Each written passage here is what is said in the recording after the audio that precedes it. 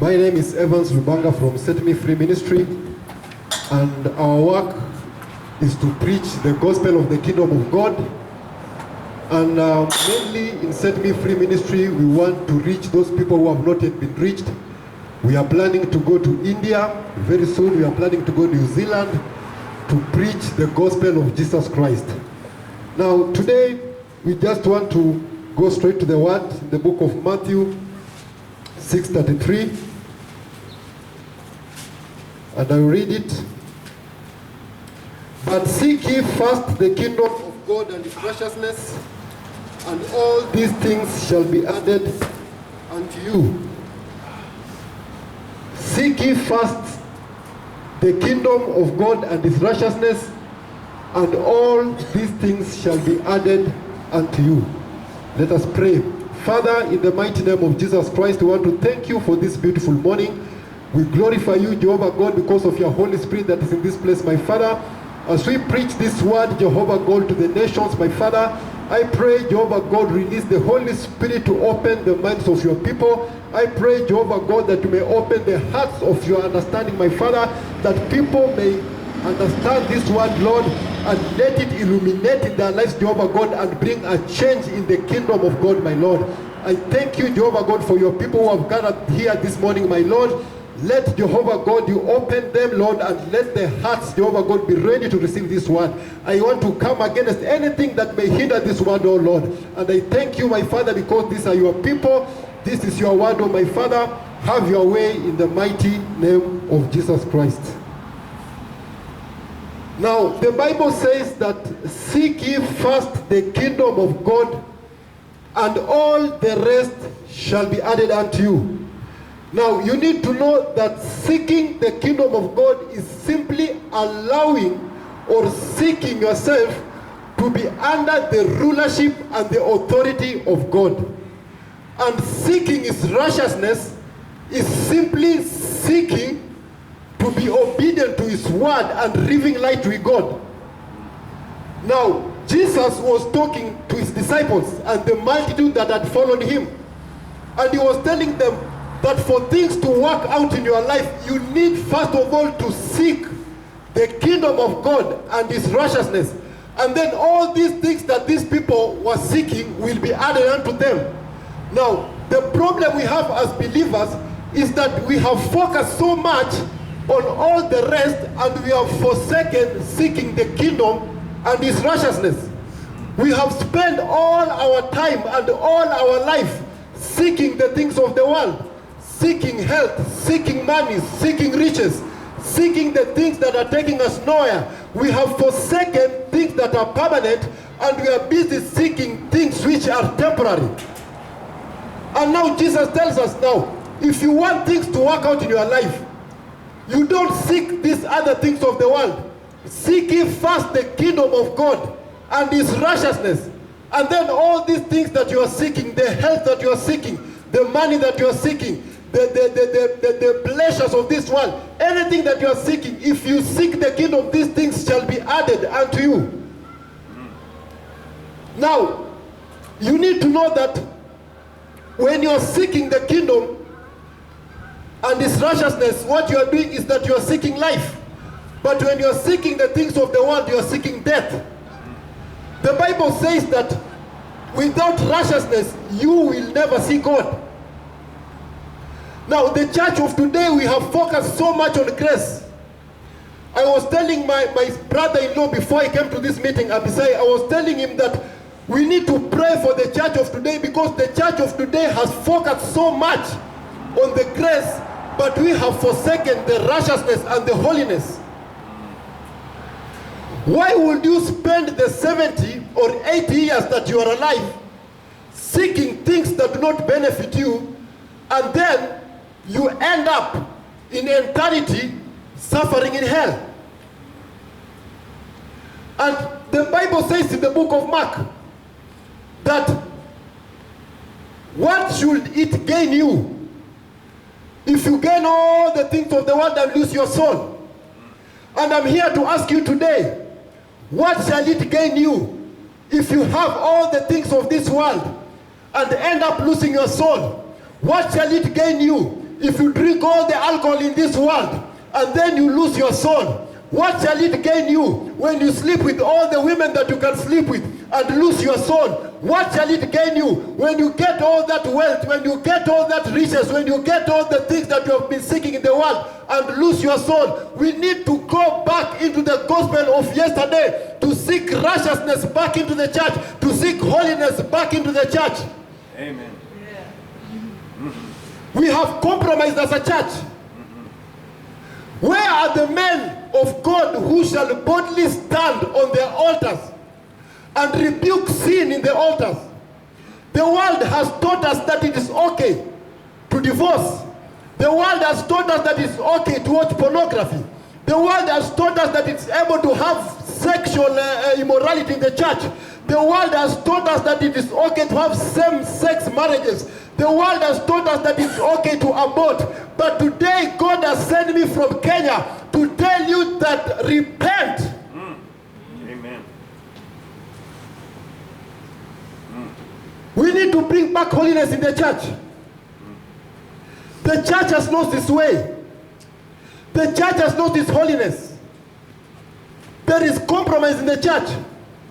Men of God cannot stand in the church and tell people that immorality is bad.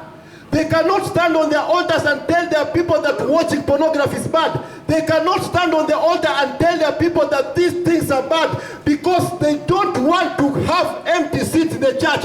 But I want to talk to the men of God today that it is not you to bring people to the church. It is the Holy Spirit that brings people to church. Your work is to preach the gospel of the kingdom of the world, and the Holy Spirit is going to illuminate their hearts, and they are going to receive their word, and they are going to go back to God, because Jesus is crying for his people. The Holy Spirit is grieving. As a church, we have lost our way. We have lost our morals. We have lost our values. We have lost integrity. The people of the world are looking to us for direction. The people of the world are looking to us to guide them. But how can we guide them if we are still in the world? Seeking God is not just coming to church on Sunday and going to Bible study on Wednesday. Seeking God is having a vibrant and a working relationship with God, where you go to sleep talking to him, where you wake up in the morning talking to him, where you go to work worshiping him, where you go to school talking to him, where you acknowledge him in your marriage, and acknowledge him in your business, and acknowledge him in the lives of your children. Seeking God and his righteousness is having a relationship, not a religion, but a relationship with God that works, where you have him in your heart, and you have him in your mind, and have him in your soul. Amen.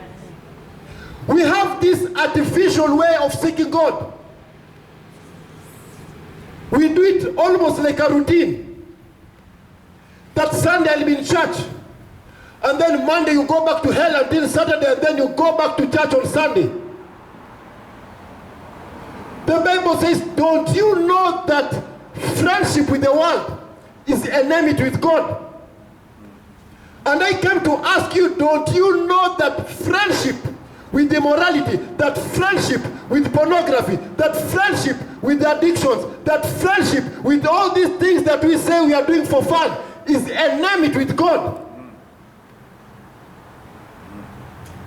Psalms 91, it says, he who dwells under the shadow of the Almighty will rest under the rest of him. It talks about dwelling, not going to church on Sunday. And when you go down there, it says that when you dwell in Christ, when you make Christ a permanent place in your life, every other thing that you have been seeking for, the money that you have been seeking for, the fame that you have been seeking for, everything else God shall add it unto you. Amen. So where have we lost way? We need to ask ourselves as a church, where did we lose it? Where did we lose the first love? Where did we lose the first integrity? Where did we lose the first morals? Where did we lose it as a church?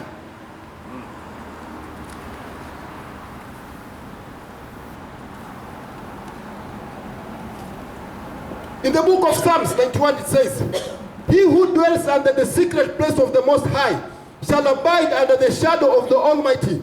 I will to say of the Lord is my refuge and my fortress, my God in whom I trust. Surely he shall deliver me from the fowler's snare and from the deadly pestilence. He shall cover me with his feathers, under his wings I shall find refuge. His truth shall be my shield and my buckler. You shall not fear the terror of the night, nor the flood that flies by the day, nor the pestilence that walks in the darkness, nor the destruction that walks at noonday. 1,000 may fall on our side, 10,000 on our right hand, but it will not come near you, because he is going to protect you, he is going to cover you, he is going to do all these things. But he is not talking about the religious way that you are doing it. You cannot have once a week encounter with God and expect these things to happen in your life. The term dwelling means living. It does not mean visiting. Many people sing about this verse and say, oh, 1,000 will fall on my side, 10,000 will fall on my side, it will not come near. This is not for everyone. It is for those who dwell in Christ, for those who dwell in God, for those who rely on the Holy Spirit to show them the way, for those who are obedient, for those who are going to seek God with all their heart and with all their mind and with all their soul. This is not for those people who visit God. Some of us visit God when we are broke. Some of us visit God when you have a problem. Some of us visit God when you have, maybe you have bought a car or you have got a promotion. This is not for visitors. This is for people who are dwelling in Christ. Amen. Hallelujah. We need to bring God back in America. We need to bring God back into our churches. We need to bring God back into the lives of our children. We need to bring God back into Reno and into family. We cannot be satisfied by this microwave Christianity.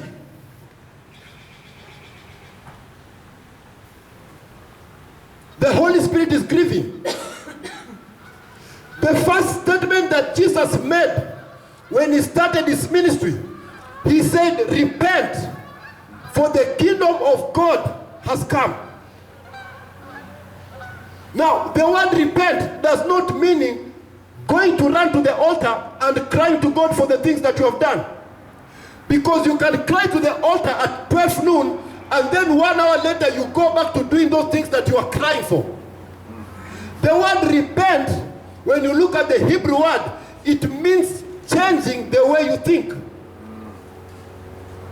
The kingdom must first enter your mind before it's manifested outward. And anything evil also starts from your mind. So unless you change the mind, it does not matter what you do, you are still going to go back into the things that you are doing. Anything evil starts from the mind. Before you drink, it first starts from a thought. Then you fall in love with that thought. Then you take the action of drinking. Then it becomes a habit. Then it becomes a lifestyle. Then it becomes a character. And then it becomes your identity. You are identified with the drinking and they call you a drunkard. A drunkard is an identity of the action that you have been doing. So Jesus tells them that repent, meaning change your mind. You have to empty your mind of the things of the world so that Jesus can fill your mind with the things of the kingdom. You are what you think. If you think up, you are going to live up. If you think down, you are going to live down. If you think evil, you are going to live evil. If you think poor, you are going to live poor. It all starts from the mind. So Jesus tells them, repent. When we look in the book of Numbers, we see the 12 spies that were sent into Canaan to spy the land. And some of them came with a bad report. and said that we have seen the giants of the Anaks. And in their eyes, we saw like we were grasshoppers. And the Bible says immediately they thought they were grasshoppers. Even their enemies saw them like grasshoppers. The moment you start thinking that you're not attractive to your husband, even your husband starts seeing you being less attractive. You are what you think. You cannot have negative thoughts and expect to have a positive life. It can never happen. So for you to seek God, for you to seek righteousness, it first starts from the mind. Because the world has taught us all these things are fine. It has told us it is okay, you can go drink and then go back to the church. It has said it's okay, you can practice immorality and go back to the church. It has said it's okay, you can be having same-sex marriages and go back to the church. But Jesus says you repent, because without righteousness and without holiness, you can never and you shall never see God. Hallelujah. Hallelujah. So we need to go back into our roots and see where did we fail as a church and where did we fail as believers.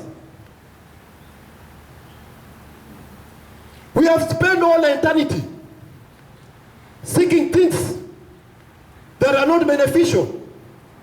People go to church for blessings. People go to church for other things. Nobody is seeking Christ. People go to church for signs and wonders and prophecies. And they go to church for just a routine. But no one is seeking Christ. The Bible says that if my people who are called by my name shall humble themselves, seek my face, pray, turn away from their wicked ways, I shall hear their prayer from heaven, and I shall heal their land. The healing of the land comes after turning away from the wickedness. But people want God to heal their land, but they don't want to turn away from their wickedness. People want God to heal their marriages, but they don't want to turn away from their wickedness. People want God to heal their children, but they don't want to turn away from their wickedness. People want to have the world and to have God at the same time. But God and the world cannot live in the same house. One has to go. You need to make a decision. If you want of the world, then you'll have the world. And the wages of the world is death. Some people, they take salvation as a shortcut to eternity, living eternal world. But you need to know that everyone has eternal life. The moment you are born from your mother's womb, you have already an eternal life. The only difference is the location of where you are going to spend your eternity. If you are not saved, it means you are going to spend eternity in hell. But if you have salvation, you are going to spend eternity in the kingdom of God. But everyone has eternal life. It's just the location that is different. So when you pursue the kingdom, you are choosing a location where you are going to spend your eternity. But when you are seeking the things of the world, you are also choosing a location where you are going to spend your eternity. And that is the fire of hell. So we need to decide as men of God. Because we have looked so much on the grace side of things. But we are not talking about righteousness in the church these days. We are not talking about holiness in the church these days. The book of Galatians 5:25, it says, if you are of the Spirit, then you shall live by the Spirit. You cannot be of the Spirit and you are still lustful. You cannot be of the Spirit and you are still prideful. You cannot be of the Spirit and you are still hateful. You cannot be of the Spirit and you are still doing the things of the world. The Bible says, if you are of the Spirit, then you shall be guided by the Spirit. And you need to know that being guided by the Spirit, the fruits of the Spirit must be manifest in your life. People must see love in your life. People must see patience in your life. People must see the things that are associated with the Spirit. We have believers who insist we have the Spirit in us, but the fruits that are coming out of them are things of the world. We have believers who have ministries in their life, but what is coming out of them, they are things of the world. There are sins of the Spirit, and we have sins of the flesh. Sins of the Spirit are sins that can be seen. The drunkenness which you can see with your naked eyes. The stealing which you can see with your naked eyes. But you see that believers are very quick to condemn people who have the sins of the flesh, but they themselves are full of the sins of the Spirit. Sins of the Spirit are sins that you cannot see. People who are just hateful. People who are full of jealousness. People who are just bitter. Seeking God and His righteousness, the fruits of the Spirit must be seen in your life. Because seeking righteousness and seeking holiness and seeking the kingdom of God means that you must be walking in love. You must be walking in patience. You must be walking in the things of God. So where did we lose it? We need men and women of God who will bring Christ back to America. We need men and women of God who are going to bring Christ back into our churches. We need men and women of God who are going to preach the gospel in the whole of America and to tell the devil, you are not going to have America, you are not going to have Reno, you are not going to have Finley, you are not going to have our marriages, you are not going to have our children. We need to kick the devil out of our altars. We need to kick the devil out of our homes. We need to kick the devil out of our businesses, because the Bible says that God has given us power to step over the scorpions and serpents and every power that be.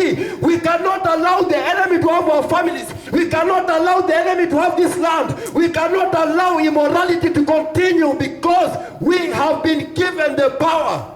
Amen. Amen. We have been given the power. We are going to preach the gospel of the kingdom of Lord. And we are going to tell people that Jesus is coming soon. And He's not going to come for those who lived in the big houses. And He's not going to come for you because maybe you had the best cars. And He's not going to come to you because you prophesied a lot.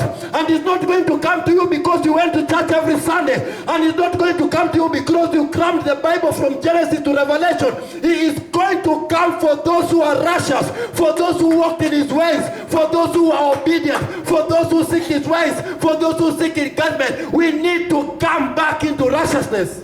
Amen. Jesus is crying for His people. We need to know that Christ is the foundation. And when you don't have Christ, it means anything that you have built outside the Christ, it has no stability. And that is why things cannot hold in our lives. Because our focus is how famous we can be. Our focus is on the things that are not, they don't have fruits in our life. And I repeat again, why should you gain all these things and lose your soul?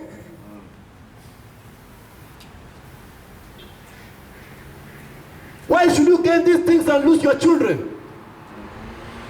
People are not giving their children the foundation of Christ. We have even kicked prayer out of our schools. How do we expect to survive? We need to see Christ back into this country. We need to see Christ back into our marriages. Because marriages without Christ, they crumble down. Because Christ is the foundation. When you don't have a foundation, any storm that comes will bring down the building. No wonder our marriages cannot hold because they don't have the foundation of Christ. No wonder our children cannot hold because they don't have foundation of Christ. No wonder our finances and our business and everything that we have, any storm that comes, it brings it down because we don't have the foundation of Christ. We seek the blessing, but we forsake the blesser. But you need to know that when you get the blesser, you get the blessings. People want shortcuts. They chase after the blessings, but they don't want anything to do with the blesser. They're chasing after these good things, but they don't want any relationship with the giver. I have come to you all the way from Kenya. Left my wife Jennifer and my children to come and tell you that without righteousness, you cannot see God. And we are planning to go into the depth of this world and to tell people that without Christ, you will never make it in life. We need to turn away from our wicked ways. We need to change our minds, because Jesus says he cannot put a new wine into old wineskins. He cannot put new ideas into a mindset that is already corrupted with the things of this world. You have to empty yourself of this world, empty your soul of this world, empty your mind of this world, empty your marriage of this world, empty everything of this world, and start filling yourself with the kingdom of God. Start filling yourself with the Spirit of God. Start filling yourself with the Word of God. Start filling yourself, because when you fill yourself with this thing, you are filling yourself with life. We are walking dead, because when you don't have the Word, we are dead. When you look into the book of Revelation, we speak about the 7 churches. There were churches which were dead. Others were compromising. And we still have that even today. We have brought evil things into the church. We have brought immorality into the church. We have brought politics into the church. And when Jesus found that they were doing things in the temple that were not good, he threw everything down. And we need to ask the Holy Spirit in America to start sweeping off all the evil from the churches of this country, to start sweeping all the evil from the altars of this country, to start sweeping all the evil. We are asking God to release the wind of the Holy Spirit to come down into men of God and give them boldness to stand and tell them that this is sin, and tell them that this is bad, and tell them that for you to walk with Christ, you have to leave the world and follow the things of Christ. You have to leave immorality and follow the things of Christ. You have to leave prostitution and follow the things of Christ. We need men who are going to stand and preach a gospel that is not compromised. Amen. We are tired of this microwave gospel, where people just want to tell people what they want to hear to keep them in their churches. And today, if there is any man of God who's listening to me, I am telling you, get the Holy Spirit of God and let it give you power to speak with boldness. And all the heavens is going to be behind you. All the angels are going to be behind you. Jesus Christ himself is going to be behind you. He has entrusted us with his people. He has entrusted us with the heart of his people. He has entrusted us with the soul of people. We need to be responsible like men of God and preach the right gospel. Seek ye first the kingdom of God and his righteousness. And all the rest, you need to take this word. It does not say some things. It says all the rest shall be added unto you. Good marriage shall be added unto you. Good children shall be added unto you. If you seek God with all your heart, like it says in the book of Jeremiah 21, that when you are seeking God, seek him with all your heart and all your soul and all your mind. If you seek God with all your heart and all your soul and all your mind, all the rest, the things you have been crying for, the things you have been chasing after, the things that have been giving you sleepless night, all the rest shall be added unto you.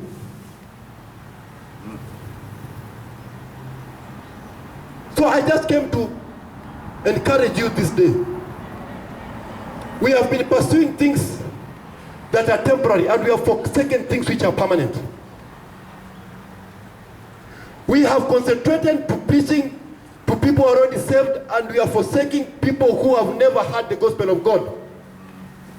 I'm challenging all of you to come out and reach out to those people who are hungry for the word of God. When you find Jesus Christ, you find everything. When you are thirsty, he's the living water. When you are hungry, it's the food that you can eat. When you are in darkness, it's the light that brings light into your life. When you don't have peace, it's the Prince of Peace. When you need money, gold and silver belongs to him. is everything. You can't survive without Christ. We need to go back and to seek him with all our hearts and all our minds. And we shall start seeing difference in our life. When Jesus walks into your life, no bondage can hold you.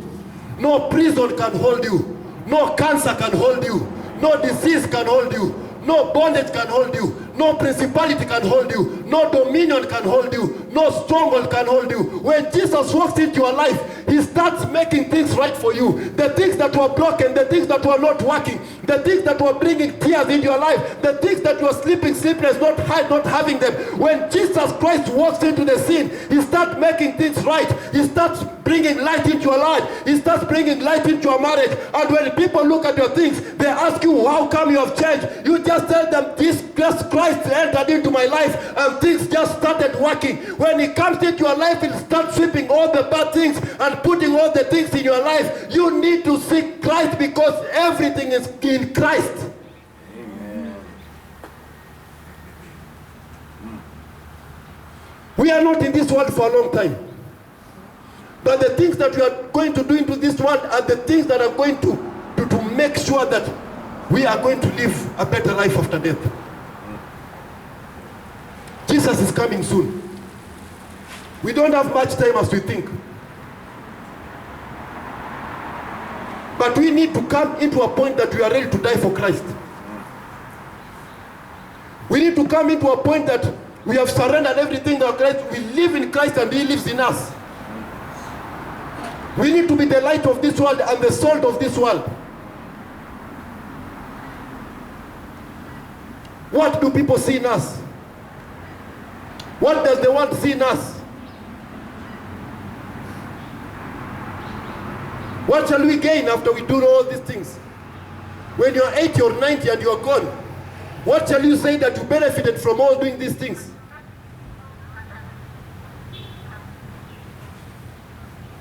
You will get them, but they'll never satisfy you. You are able to get that house, but it could not guarantee you a home. You are able to get that relationship, but it could not guarantee you love. You are able to get a big bed, but it could not guarantee you sleep. When you get the things of the world without Christ, you will always be thirsty and you will always be hungry because those things will never bring satisfaction to you. Seek ye the kingdom and its righteousness, and all the rest shall be added unto us. Let us stand up.